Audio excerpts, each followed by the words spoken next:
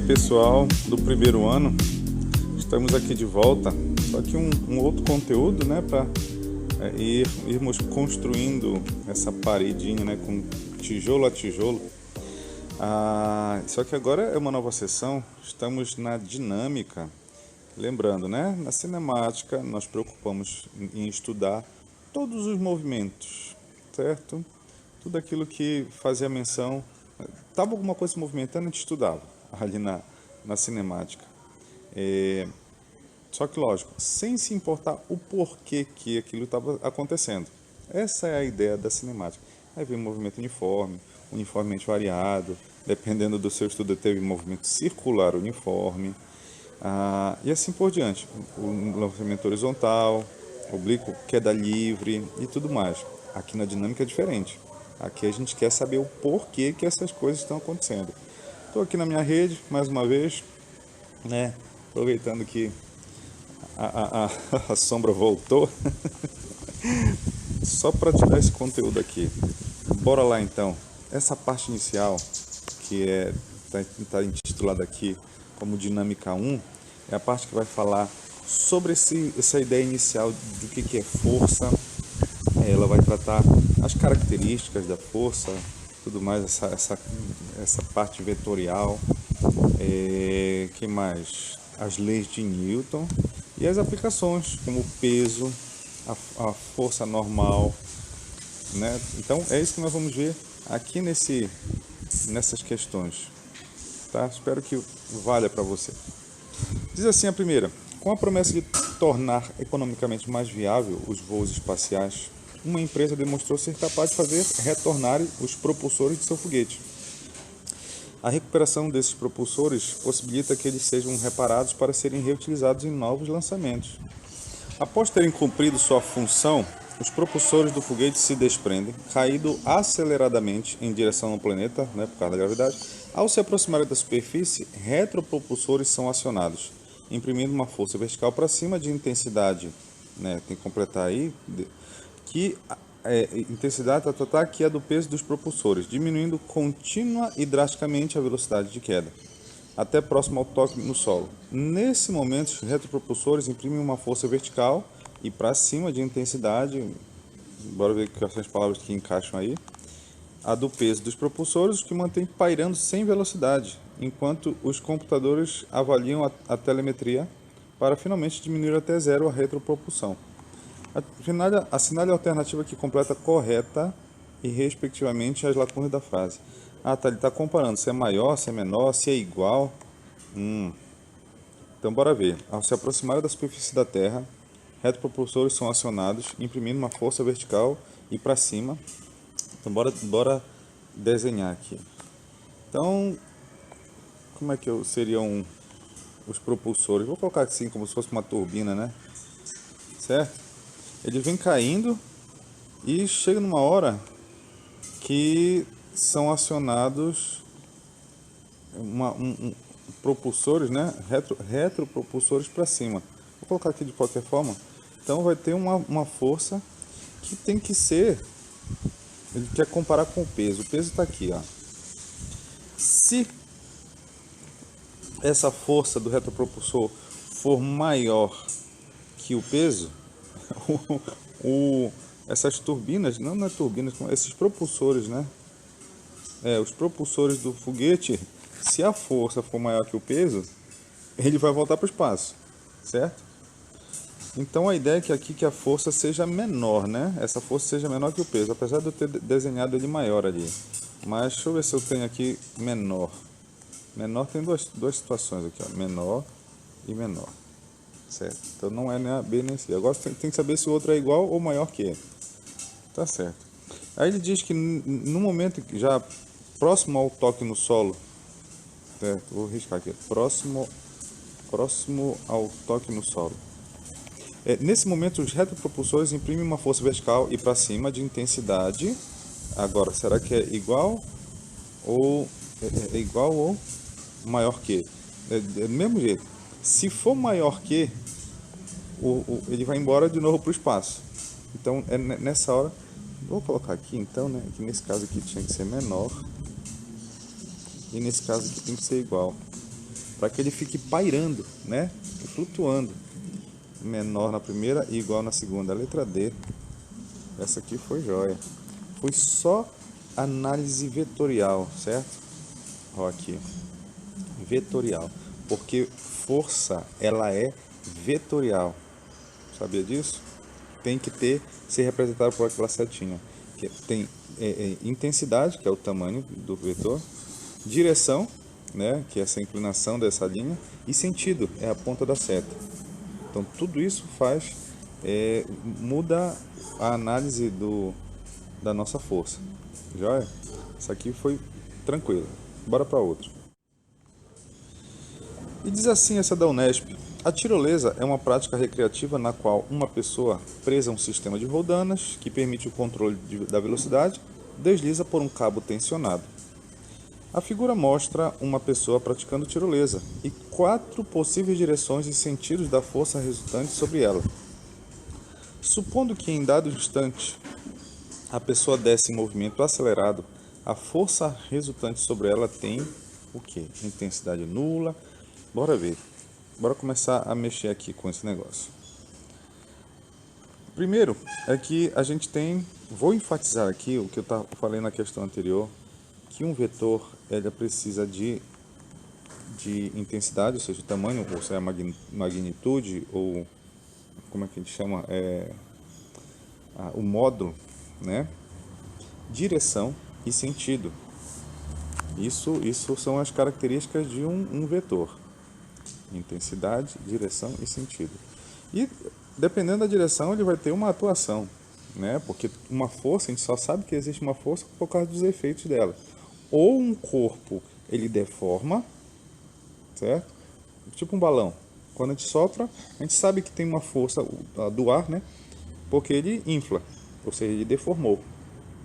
Ou então ele acelera. Acelera, tá? Não é desloca, porque ele pode deslocar com velocidade constante. E isso aí não define uma força resultante. Força resultante por quê, Tiago? Força resultante porque em um corpo eu posso estar tendo mais de uma força atuando, mas a resultante dessas forças, elas podem ter um efeito específico. Muito bem. Aqui está falando que tem uma pessoa com 4 possíveis direção de força resultante sobre ela, ou seja, a soma de todas as forças. Dá para perceber que o 3 é o peso dele, mas a gente vai enfatizar isso mais para frente. A 1 parece que é a força do cabo, que nós chamamos de tração, que vai ser visto na parte 2 desse capítulo, desse estudo, não hoje. Mas se ele está indo para baixo, então com certeza essa força 2 é a que mais define como sendo a força resultante. Ó, enfatizo, tem 3 forças, tem 2, uma na tração e uma no peso. A resultante dessa com certeza é a segunda. Então a resposta é letra E. Joia? Podemos seguir para a próxima. Essa da ETEC diz assim: Vinícius observa 2 crianças, olha lá, Caio e João, empurrando uma caixa de brinquedos. Relembrando a aula de ciências que teve pela manhã, ele observa o deslocamento da caixa e faz um desenho, representando as forças envolvidas nesse processo, conforme a figura. Então está aqui o esboço aqui do Vinícius. Considerando que a caixa esteja submetida a 2 forças horizontais, aparentemente uma do Caio, outra do João. O Caio tem uma força F1, o do João uma força menos F2. O menos é só para dizer que está no sentido contrário, tá? Nos sentidos representados na figura de intensidades 100 para F1 e 75 para F2. Ficou pensando em como poderia evitar o deslocamento da caixa, fazendo com que ela ficasse em equilíbrio, ou seja, parada. Concluiu então que para isso ocorrer, uma outra criança deveria exercer uma força de intensidade igual. Muito bem. Bora ver então. Bom, dá para perceber que de início temos 2 forças, né? Deixa eu colocar aqui a caixa. Então, o João está empurrando para cá e o Caio para lá. Uma força, deixa eu colocar aqui F1, tem 100 newtons. E a outra, F2, tem 75. Deixa eu colocar aqui só que a representação de vetor, que é importante. Apesar de eu estar representando a magnitude dela, né? O módulo. Bom, se eu perguntasse para vocês, com certeza vocês me responderiam que o Caio tem uma força de 100 newtons, está ganhando essa história, certo? Então, essa caixa ela estaria indo para a direita. Para que isso não aconteça, né, eu preciso equilibrar essas forças. Está faltando quanto para equilibrar? Tem que entrar um outro indivíduo aqui desse lado para ajudar o João, certo? Mas dá para perceber o quanto que vai ser essa força? Bom, se eu já tenho 75, falta o quê? Falta 25 newtons aqui. Então, alguém tem que ajudar o João com 25 newtons. Bora ver se tem alguém desse jeito. Ó, tá aqui, ó. Ajudando o João com 25 newtons. Isso aqui é a força resultante. E bora seguir. Diz assim a 37 da UFLA. Considere que os módulos das componentes ortogonais de um determinado vetor força são 12 e 16. É correto afirmar que o módulo desse vetor é igual a... Então nós temos um vetor, não sei quem é, sei que ele tem duas componentes ortogonais. Ortogonais por quê? Estão formando 90 graus. Então uma de 12, outra de 16. Bora fazer de conta que essa aqui seja de 12 e essa aqui seja de 16. Essas são as componentes de um vetor.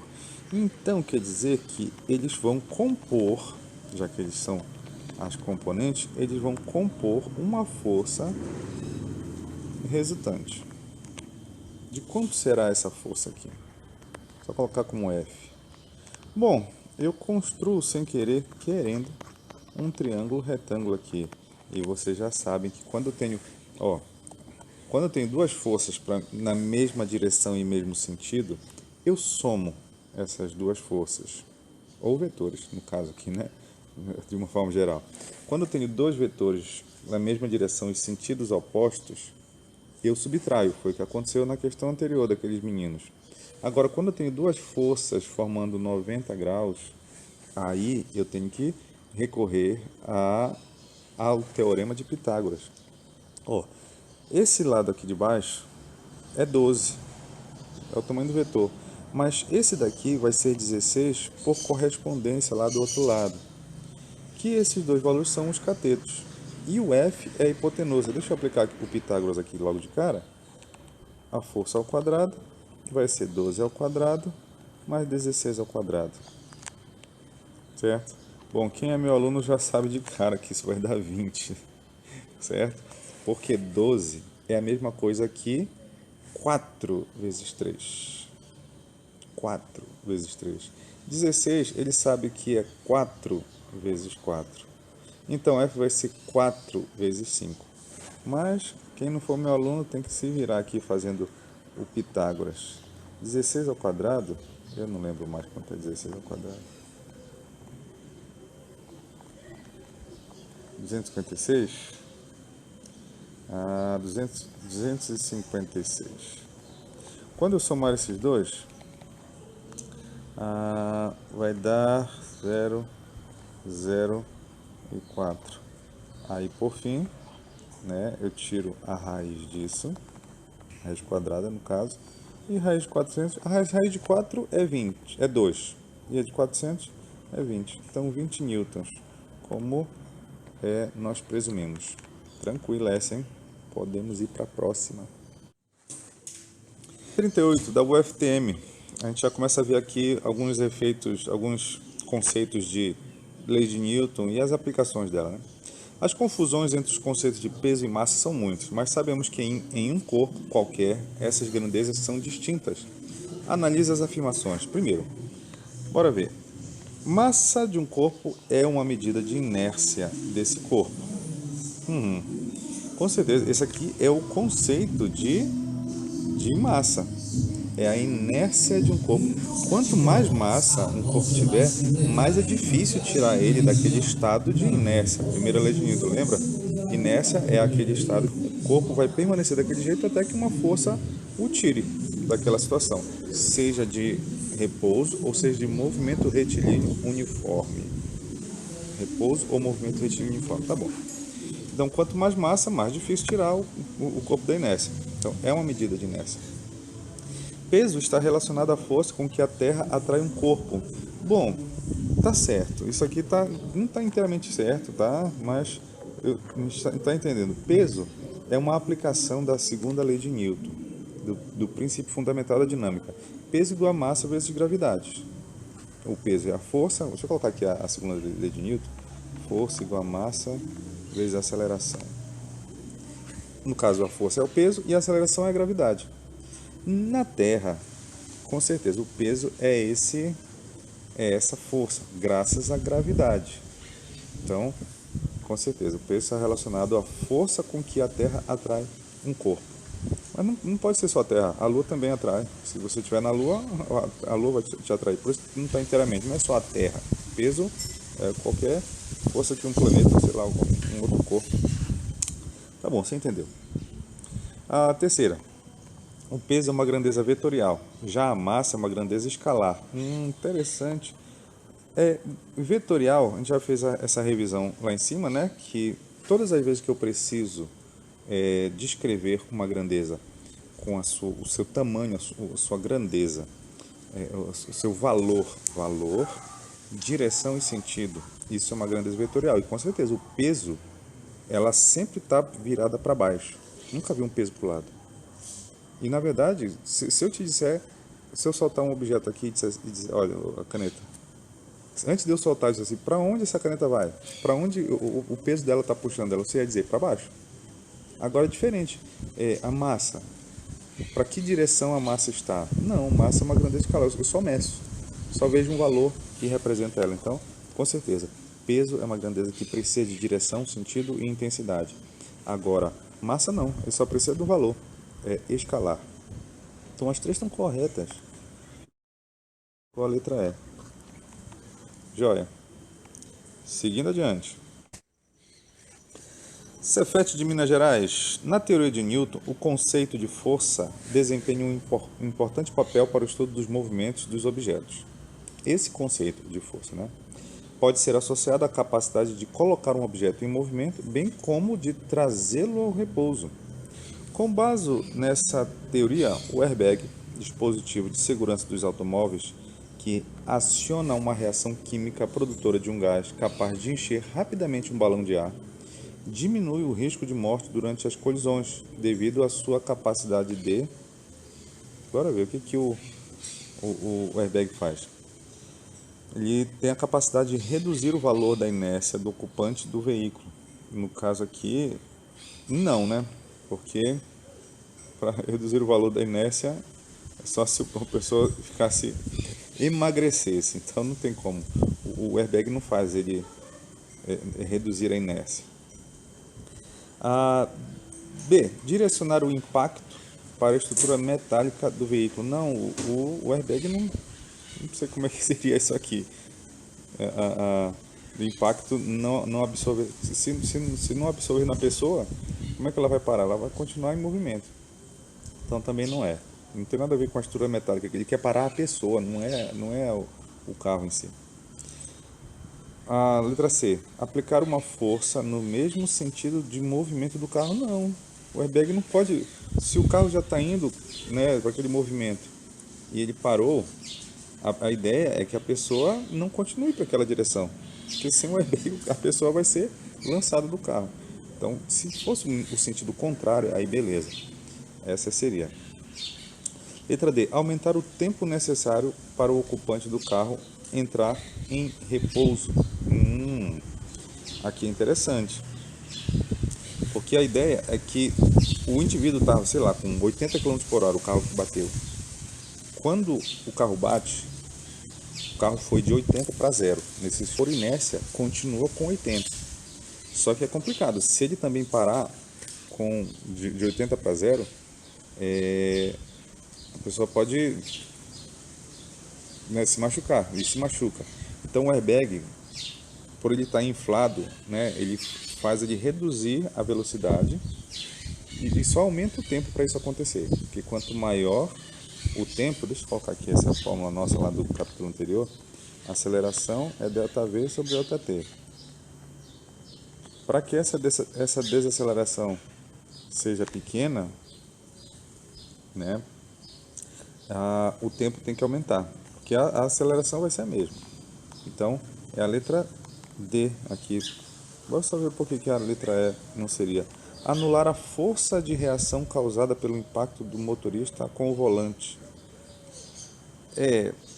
Na verdade, ele não vai anular, ele vai evitar isso, né? Então, com certeza, acho que a gente escolheu a correta. E bora seguir, né? Muito bem, o PF, Rio Grande do Sul, essa daqui são as questões clássicas, né, de dinâmica. Um bloco de massa 3 kg, inicialmente em repouso, tá paradinho, né?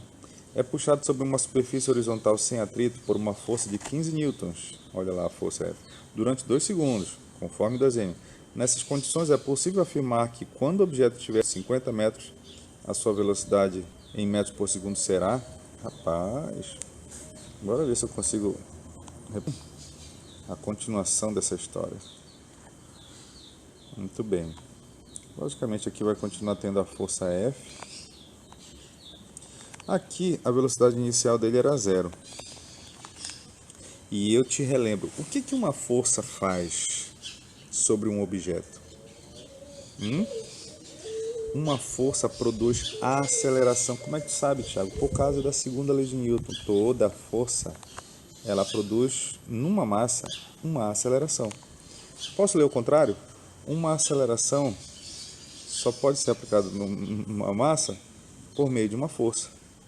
Certo? Então, quando em repouso, na inércia dele, de repente alguém vem lá e puxa com 15 newtons. Foi isso que aconteceu. Então aqui, nesse processo, demoraram 2 segundos. E foi percorrido 50 metros. Se ele sofreu uma aceleração aqui por causa dessa força, significa que agora esse carinha tem uma velocidade. É o que ele está querendo saber. Que coisa, hein? Mas tinha velocidade agora nessa brincadeira, Thiago? Tem. Vou até aproveitar essa fórmula daqui de cima, porque é como eu vou aplicar, né? A força foi aplicada, foi 15 newtons, a massa é de 3 kg, a aceleração eu quero saber.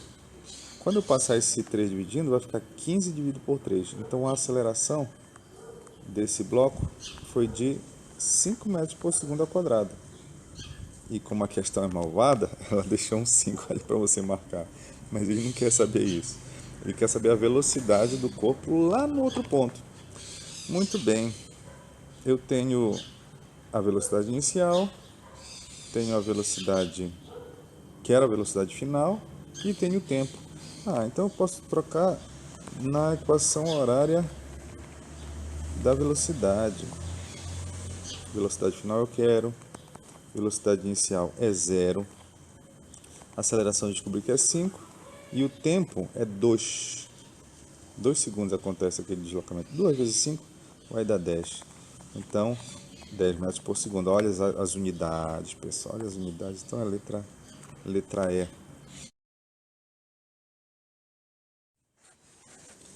Muito bem, questão 41. Acho que essa daqui é referente à força-peso.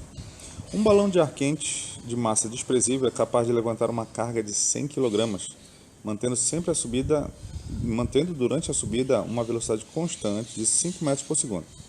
Considerando a aceleração da gravidade igual a 10 metros por segundo ao quadrado, que bom, a força que a gravidade exerce no sistema balão mais carga em Newton é... Então deixa eu ver se eu faço um desenho aqui despretensioso. Um balão mais uma carga, certo? Então, isso tá o quê?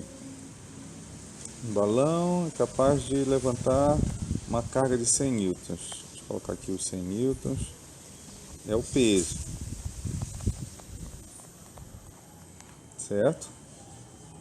Mantendo durante a subida uma velocidade constante igual a 5 metros por segundo. Então, aqui eles estão subindo com uma velocidade de 5 metros por segundo. Constante. Constante significa aceleração zero. Aceleração zero significa força resultante zero. Tiago, mas tem peso ali, beleza. Mas também tem uma força para cima. Tem uma força para cima aqui. Sei lá que força está sendo aplicada aqui. Tá, mas não sei. Mas sei que ela está se anulando com o peso, fazendo com que eles subam com velocidade constante. Ele diz que a aceleração da gravidade é 10, né? Então a força que a gravidade exerce, né, no sistema balão mais carga em Newton é... A verdade é que eu falei, eu considerei o 100 lá, né? É 100 quilogramas. Então, na verdade, o peso não é 100, Thiago. A gente tem que calcular o peso. Para isso que a gente está aqui. O peso é massa vezes gravidade. Então, massa é 100, gravidade é 10.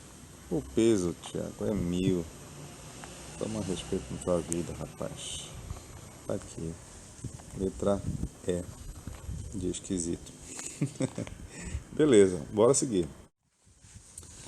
E vamos para essa daqui da UFPE. Essa aqui já é a força normal. A força de reação normal, né? Um bloco A de massa igual a 2 kg é colocado sobre um bloco B de massa igual a 4 kg, como mostrado na figura. Sabendo que o sistema permanece em repouso sobre uma mesa, calcule a força que a mesa exerce sobre o bloco B em newtons e pede para adotar a gravidade como sendo 10 metros por segundo ao quadrado. Muito bem, o que a gente precisa analisar aqui o piso está exercendo uma força sobre o bloco B, certo? Por mais que sejam blocos diferentes, mas você consegue perceber que quanto mais bloquinhos eu colocar em cima do bloco B, mais pressão ele vai colocar, o bloco B vai fazer, o conjunto vai fazer sobre a superfície, certo? Então, nesse caso aqui, nós podemos considerar todo esse bloco como sendo um bloco só. Deu para perceber? Então, quer dizer que eu estou com um bloco aqui de 2 mais 4, certo? O bloco A tem massa 12, o bloco B tem massa 4. Então, como se fosse um bloco todo com 6 kg. Então, bora colocar aqui que esse cara tem uma massa de 6 kg, esse conjunto todo. Para estar em equilíbrio, meus amiguinhos, o peso dele tem que ser igual à reação normal, que é o que ele está querendo saber. Simplesmente isso, para que ele esteja em equilíbrio, em repouso sobre a mesa, o peso tem que ser anormal. Ele quer saber quanto é que é esse anormal. Então é só calcular esse peso. Vai ser massa vezes gravidade. A massa total aí é 6 e a gravidade é 10.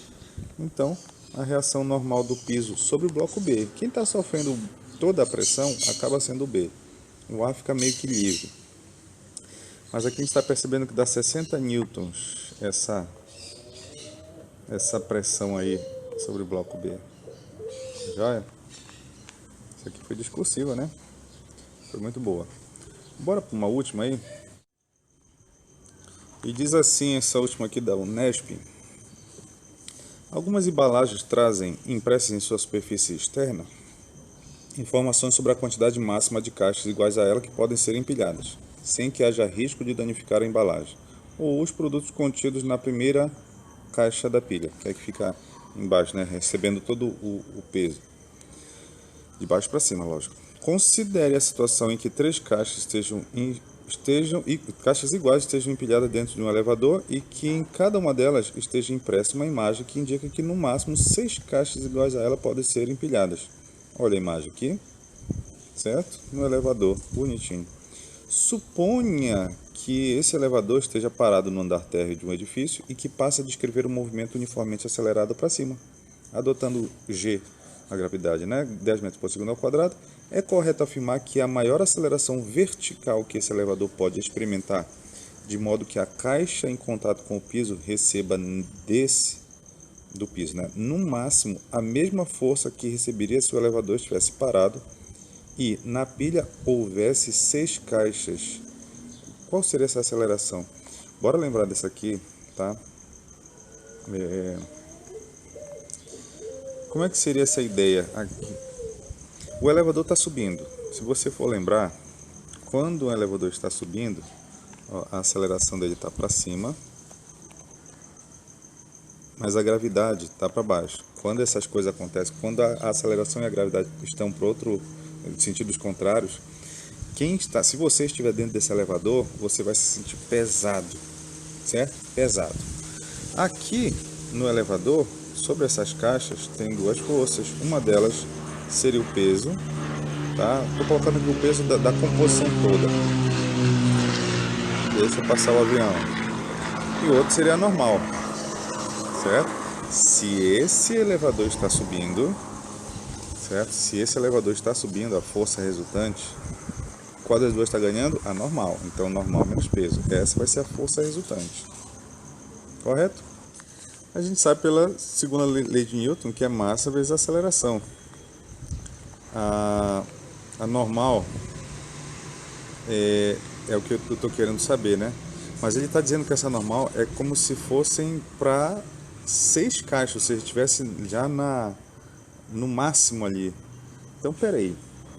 Ali eu tenho 3 caixas. Vou colocar então, se cada caixa tiver um peso X, bora pensar aqui, uma massa X. Então a massa dele vai ser 3. Thiago, então só troca aqui a fórmula. Massa vezes aceleração, normal, e o peso é massa vezes gravidade. Certo, tudo bem. No caso aqui, a massa está sendo 3x, é a aceleração que eu quero saber. Essa normal, ele diz que é como se fossem 6 caixas lá no piso. Então, 6x vezes a gravidade. E a massa aqui, que é 3x, que é o dos que já estão lá dentro. Beleza? Deixa eu vir para cá. Bom, tudo tem x, então eu vou cortar. Corta esse x com esse x com esse x. 3 vezes A? Não sei. 6 vezes G, G é 10, então vai dar 60, eu estou trocando aqui. E 3 vezes G, 3 vezes 10 dá 30. Então 3A igual a 30.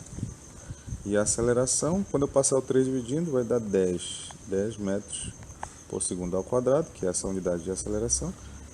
Né? Eu acho que ele está querendo saber isso mesmo. Será que tem uma opção com isso?